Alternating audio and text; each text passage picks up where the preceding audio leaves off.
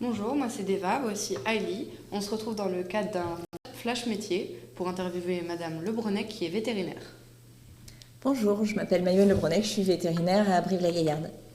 Quelques questions sur le parcours d'études et la formation. Déjà, dans quelle clinique travaillez-vous ?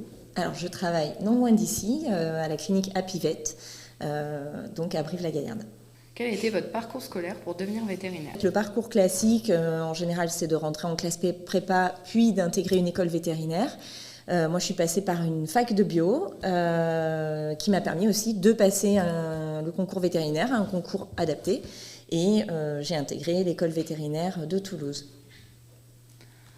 Quelles études spécifiques faut-il suivre pour devenir vétérinaire ? En général, il faut suivre un cursus scientifique, avoir un baccalauréat à tendance scientifique, être plutôt calé dans les matières scientifiques et en maths notamment, même si ça peut paraître pas si évident.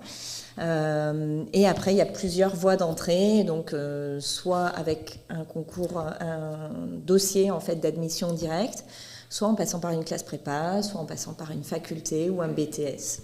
Combien d'années d'études sont nécessaires pour devenir vétérinaire en France ? Alors, pour être vétérinaire, c'est 5 ans dans une école vétérinaire française.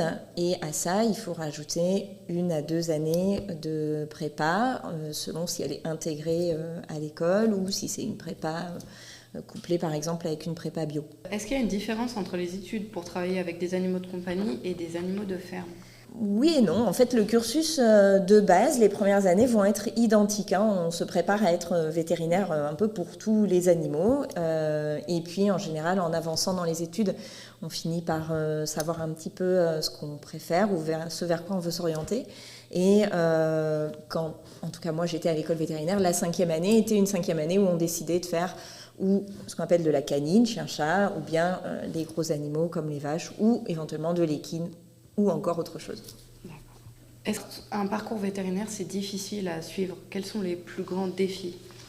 Alors, il faut se préparer d'emblée, quand on veut être vétérinaire, à suivre des études longues. Notamment parce que parfois, on est obligé de redoubler. Il y a certaines années qu'il faut faire une 2e fois pour être vraiment bien assuré ou pour réussir à avoir le concours, par exemple.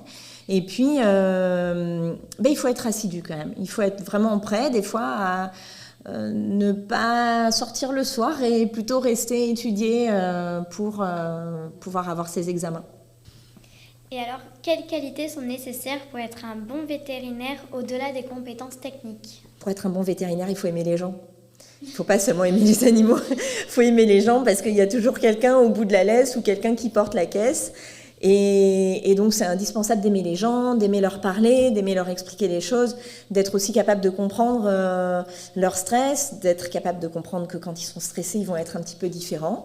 Et donc il faut avoir cette relation à l'humain, elle est indispensable, même si c'est des animaux qu'on voit en consultation.